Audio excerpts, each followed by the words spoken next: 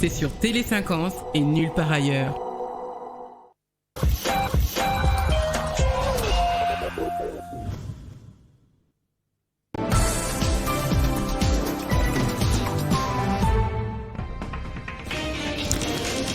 Assemblée nationale, la loi sur les réformes électorales a été déclarée recevable après débat et les réponses du G13 aux préoccupations des élus. Qui tu es ainsi? 3 mai, le monde célèbre la journée de la liberté de la presse. Les médias appellent le gouvernement au respect des engagements pris en faveur de cette liberté. Sur les continents, les autorités maliennes ont dénoncé lundi le traité de coopération en matière de défense signé le 16 juillet avec la France, ainsi que certains autres accords.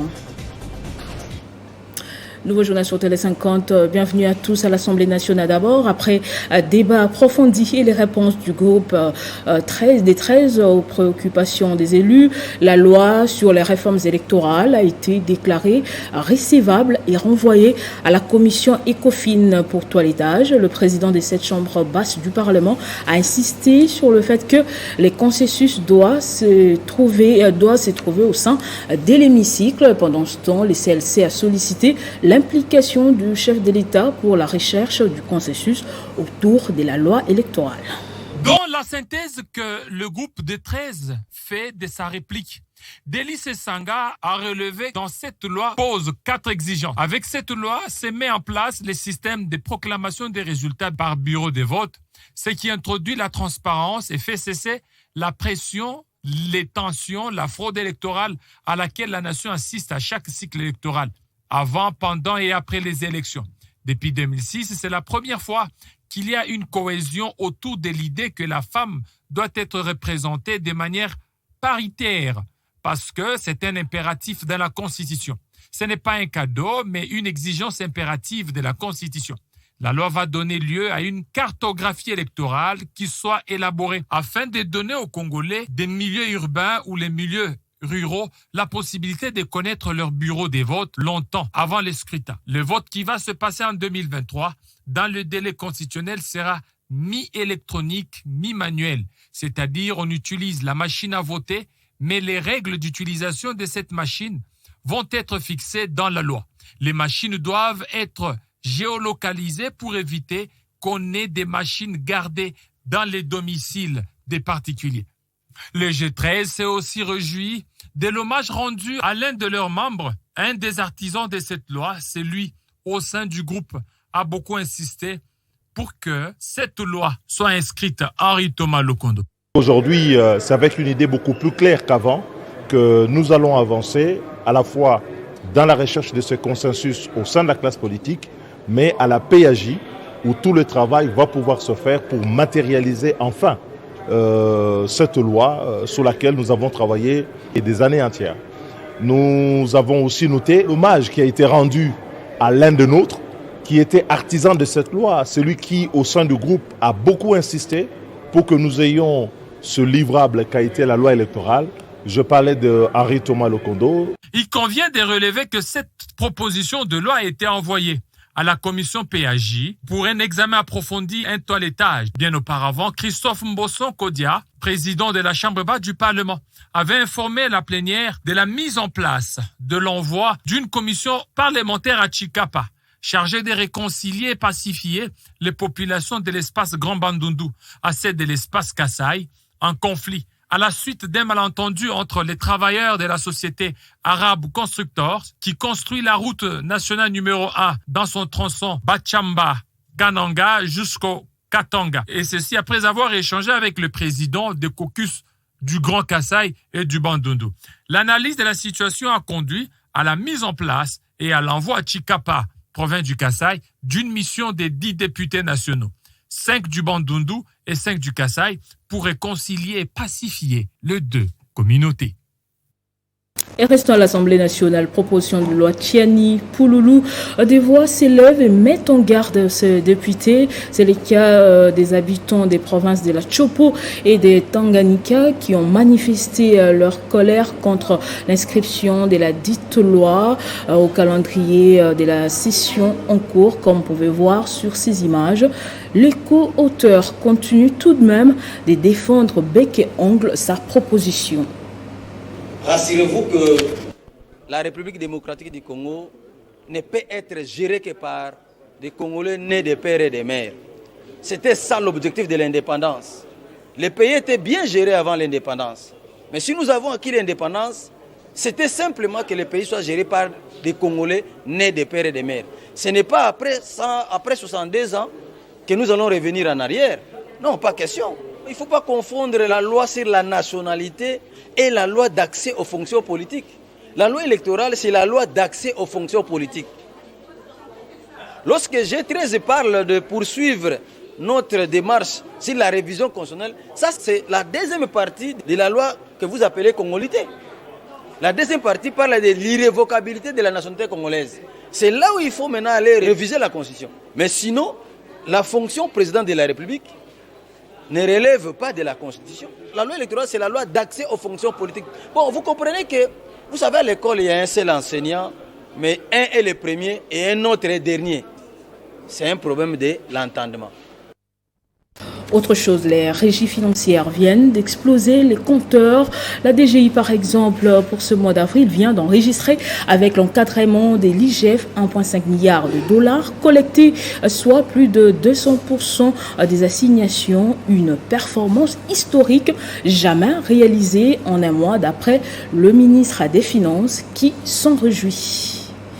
Et comme je le disais au sommaire, la journée de la liberté de la presse est célébrée chaque 3 mai. Pour cette année, les organes des presses s'épanchent sur la nécessité du respect de l'engagement des gouvernants en faveur de cette liberté. Cette journée constitue également un cadre de réflexion pour les professionnels des médias sur les questions relatives aux limites de leur liberté face à l'éthique professionnelle. C'est le 3 mai, jour des rappels au gouvernement, la nécessité de respecter les engagements en faveur de la liberté de la presse. Jour qui constitue également un moment de réflexion pour les professionnels des médias sur les questions relatives à la liberté de la presse face à l'éthique et la déontologie professionnelle. Tout aussi importante, elle est une journée de soutien aux médias qui sont des cibles pour la restriction de l'abolition. Et je le disais au sommaire briefing hier de la conférence interprovinciale des espaces Grand Kassai et Grand Katanga tenue récemment à Lubumbashi du 22 au 30 avril 2022 à l'initiative du président de la République face à la presse. Le ministre des médias et porte-parole du gouvernement a souligné l'importance de la cohésion pour faire des provinces des pôles de développement.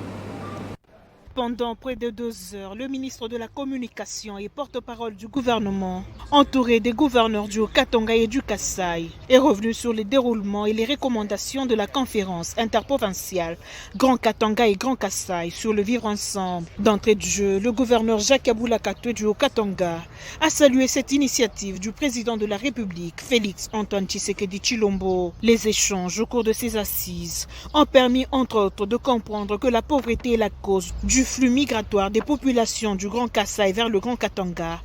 Et face à cet état de choses, une solution est d'ores et déjà envisagée. Dans les résolutions, nous nous sommes retrouvés, bien sûr, avec le projet de 145 territoires initié par le président de la République, ce que nous avons salué et nous pensons que c'est une solution aux problèmes qui se posent en province. Pour le gouverneur du Kassai, Dieudonné Piémé, les travaux de Lubumbashi ont aussi permis de prendre en compte les questions particulières de chaque province. Les recommandations que vous avez vues sont le fruit d'une très longue réflexion et de très longues discussions, de grandes discussions, pour arriver à dégager la substance du rapport que vous avez reçu. Le ministre de la Communication et porte-parole du gouvernement, Patrick Mouyaya, est revenu à plusieurs reprises sur le message de cohésion de paix du président de la République qui insiste sur le vivre ensemble et la préservation de la RDC, notre patrimoine commun. Je voudrais rappeler ce qu'ont dit les premiers ministres et les présidents de la République spécifiquement à propos de Motard. Il est du devoir de tout le monde de respecter strictement les lois de la République et la non-perturbation de l'ordre public. Et donc, que soit le motard, qui que vous soyez, dès lors qu'il y a une décision qui émane des autorités urbaines, vous êtes tenu de les respecter. La gestion des motocyclistes appelés à respecter les autorités du pays, la feuille de route pour encadrer le flux migratoire, la création des emplois pour les jeunes et autres problématiques ont été abordées. Patrick Mouyaya a sollicité l'accompagnement de la presse pour favoriser la paix sociale et le développement intégral démocratique. Direction l'Équil, l'inauguration de 2 infrastructures scolaires dans les territoires des Bagata par le gouverneur de cette province. Willy Ichundala dit vouloir doter ses administrés des infrastructures modernes, des bases, conformément à la vision du chef de l'État. Les torpilleurs du pouvoir Ichundala dans les Kwilu n'ont plus raison sur la personne de ces gouverneurs kwilois qui fait pousser du sol que des infrastructures pour le bien-être social de la population. En cette première journée de la semaine, le gouverneur Willy Ichundala vient d'inaugurer des infrastructures scolaires dans les territoires des Bagata. La première est celle de l'Institut Manvoula, au village Saint-Pierre, village situé à 55 km du chef-lieu de ces territoires, et la seconde est les bâtiments modernes appartenant à l'école primaire Monseigneur Modisso, construite en plein centre de Bagata. Et dans ces 2 sites où les cérémonies inaugurales se sont organisées en présence de quelques membres du gouvernement provincial et des membres du comité provincial de sécurité, hormis les allocutions de l'administrateur du territoire de Bagata, les sous-prophètes, la notabilité, même les élèves ont reconnu la bravoure du gouverneur Ichundala, dit les bâtisseurs, dans la construction des infrastructures de base. Son triste amour a passé comme un songe, il a vu notre souffrance et n'a pas fermé les yeux dans nos larmes.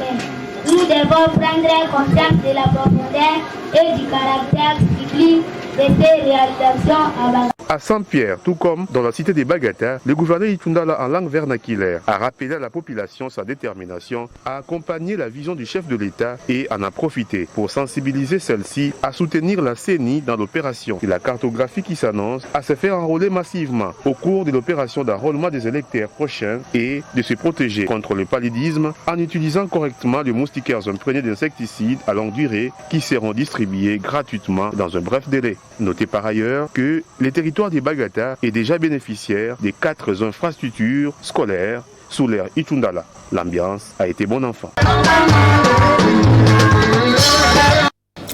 Et puis à l'international, les autorités maliennes ont dénoncé lundi demain le traité de coopération en matière de défense signé le 16 juillet 2014 avec la France, ainsi que les accords déterminant les statuts des forces Berkane et Takuba.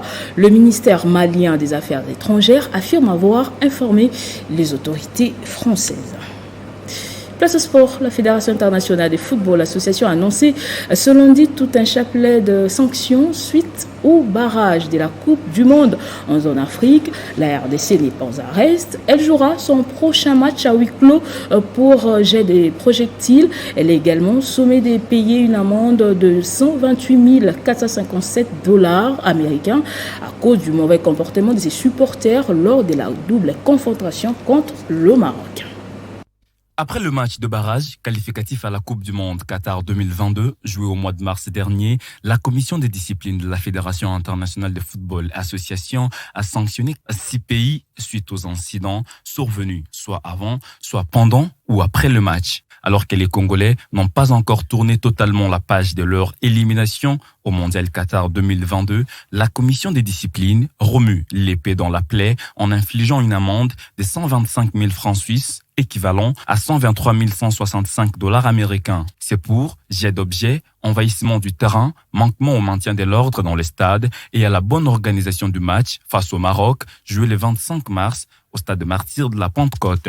Les Lions de l'Atlas ne sont pas non plus épargnés. Ils devront payer une amende de 30 000 francs suisses pour jet des projectiles, utilisation de feux d'artifice et escaliers bloqués lors de la manche retour. Les Lions de la Teranga écopent d'une amende de 175 000 francs suisses pour attitude hostile lors du match retour et devront jouer un match à huis clos pour non-application des règles de sécurité existantes et absence de maintien de l'ordre dans le stade, envahissement du terrain, jet des projectiles, allumage de feux d'artifice, utilisation des pointeurs laser et utilisation d'objets destinés à transmettre un message non approprié à un événement sportif.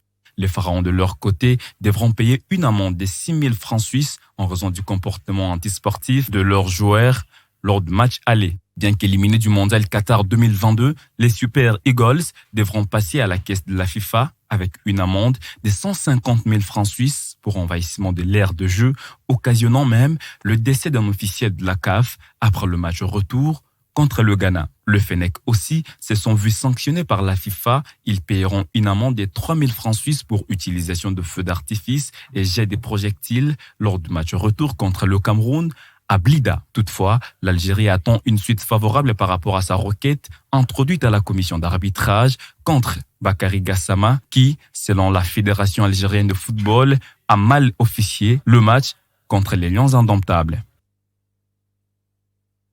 Et en religion, clôture hier du mois de Ramadan partout dans le monde, en République démocratique du Congo précisément, dans les Maniema où il y a un grand nombre de musulmans.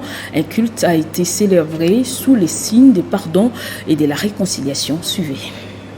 Comme partout dans le monde, les musulmans de la province du Maniema ont clôturé ce lundi 2 mai 2022 le mois sacré de Ramadan. À Kindu, par exemple, un culte a été dit au croisement des avenues du marché et Lundula, à quelques mètres de la mosquée centrale, sous la guidance de Cheikh Idi Oumar, imam chef de mosquée Haï. C'était l'occasion pour l'officiant du jour d'appeler les fidèles musulmans à bien capitaliser les enseignements reçus durant le mois sacré des Ramadan. Présent à ces cultes en tant que croyant et fils de tout premier fidèle de l'islam en RDC, le gouverneur intérimaire du Maniema, Afan Idrissa Mangala, a placé cette célébration du mois de Ramadan 2022 sous les signes de la réconciliation, du pardon et de l'amour du prochain. En tant que musulman, c'était une période de repentance et de pardon. Donc, nous demandons à tous les musulmans de se réconcilier, d'être unis pour le développement de la communauté. L'actualité oblige, le chef de l'exécutif provincial en a profité pour appeler les fidèles musulmans du Maniema à cultiver l'unité pendant cette période de la campagne électorale des gouverneurs et vice-gouverneurs. Et nous quitter ce journal est terminé. Place au rappel des titres. Assemblée nationale, la loi sur les réformes électorales a été déclarée recevable après débat et les réponses du G13 aux préoccupations des élus. 3 mai, le monde célèbre la journée de la liberté de la presse. Les médias appellent les gouvernants au respect des engagements pris en faveur de cette liberté. Vous avez suivi sur les continents, les autorités maliennes ont dénoncé ce lundi le traité de coopération en matière de défense signé le 16 juillet 2014 avec la France ainsi que certains autres accords. Restez avec nous tout de suite, c'est la revue de presse.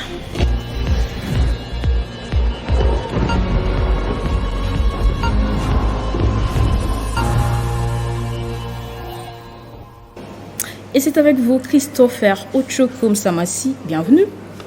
Merci de me recevoir, Nathalie Okomposo. Et pour commencer, vous avez recoupé les informations sur ce qui est dit par rapport à la journée mondiale de la presse, de la liberté de la presse plutôt. En effet, Nathalie, notre journée, la journée de ceux qui portent la plume dans la plaie et non pas ceux qui mettent la main dans une boîte à roses, comme le dirait Albert de Londres, à part le direct de la RTNC qui vient d'ailleurs de se clôturer à peine sur l'événement organisé par le ministre de tutelle Patrick Mouyaya. Le journal La Prospérité qui s'affiche derrière moi nous a renseigné sur un rapport de journalistes en danger qui dénonce la flambée des attaques contre les médias depuis les états généraux de la presse. presse. Paradoxe, n'est-ce pas? Alors que la tenue de ces assises avec la participation du chef de l'État avait suscité de l'espoir au moment où je vous parle. 6 journalistes croupissent en prison à Mbandaka et à Bomba. 3 médias sont fermés à Mbujimayi et à Mbandaka.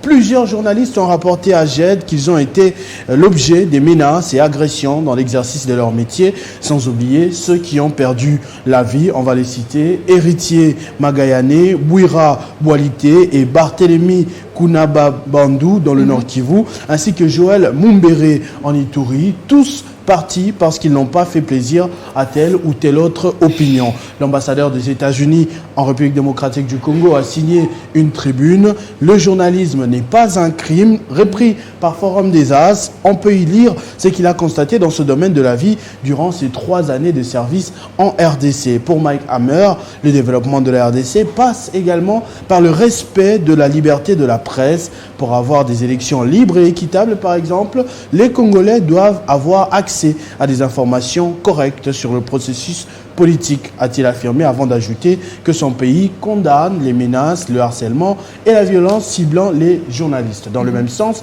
coïncidence ou pas, c'est en ce moment précis qu'une vidéo du journaliste de CPL Télévision est en train de faire le buzz sur les réseaux sociaux, Nathalie, lui attirant toutes les foudres possibles des soutiens de Félix Tshisekedi, qu'il a attaqué sans le moindre gant.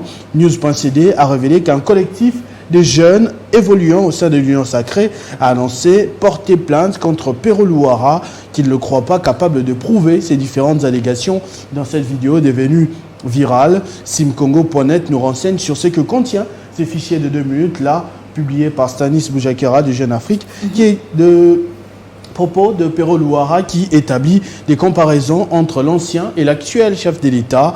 Il a lancé des missiles irrévérencieux à Félix Tshisekedi, l'accusant par exemple d'avoir transformé la présidence de la République en une agence de voyage touristique tout en égratignant sa vie privée. Des montages photos du journaliste, comme on peut le voir grâce à Jocelyn, récemment molesté d'ailleurs à Lubumbashi lors d'un meeting du Premier ministre, font actuellement les tours des réseaux sociaux. Des sympathisants du chef de l'État, pour la plupart, lui prédisent la prison. Il y a à boire et à manger dans cette affaire de Claude Pero Luara, qui reste notre confrère. Exactement. Et la liberté de la presse n'est pas à confondre au libertinage. Avec le libertinage. La liberté s'arrête là où commence celle des autres, en effet. Tout à fait.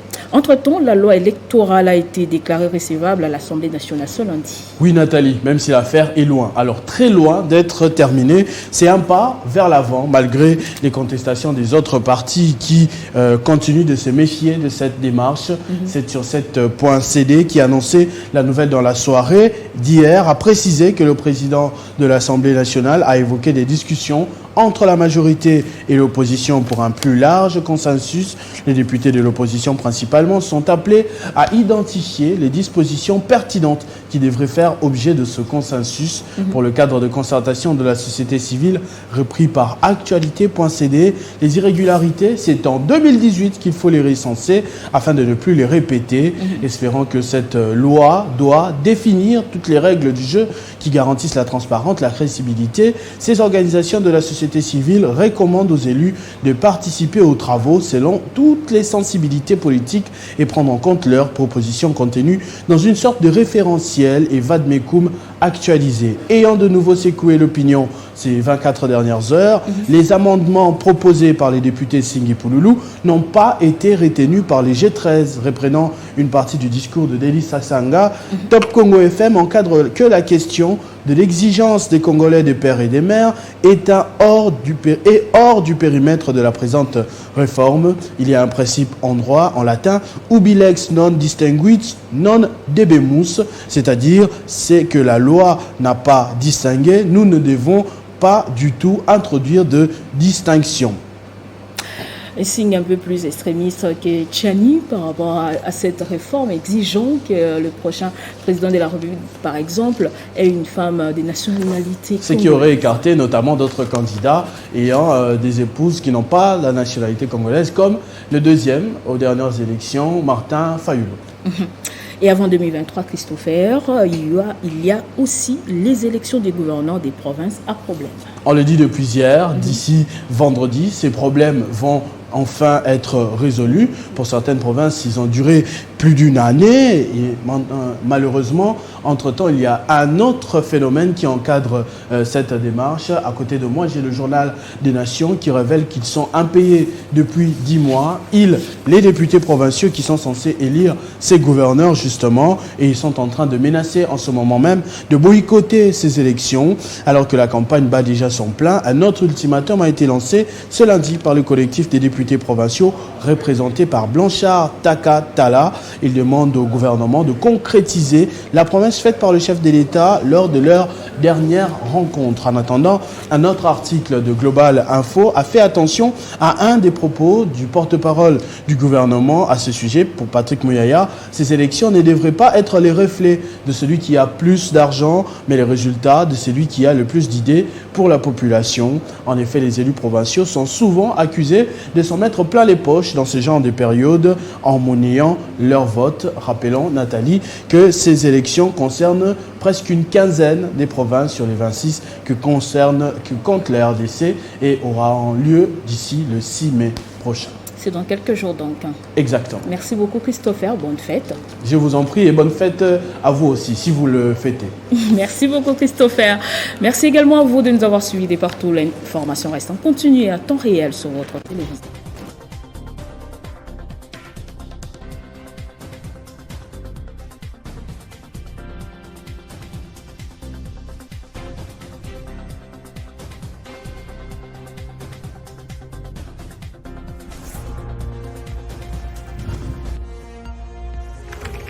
L'actualité reste en continu.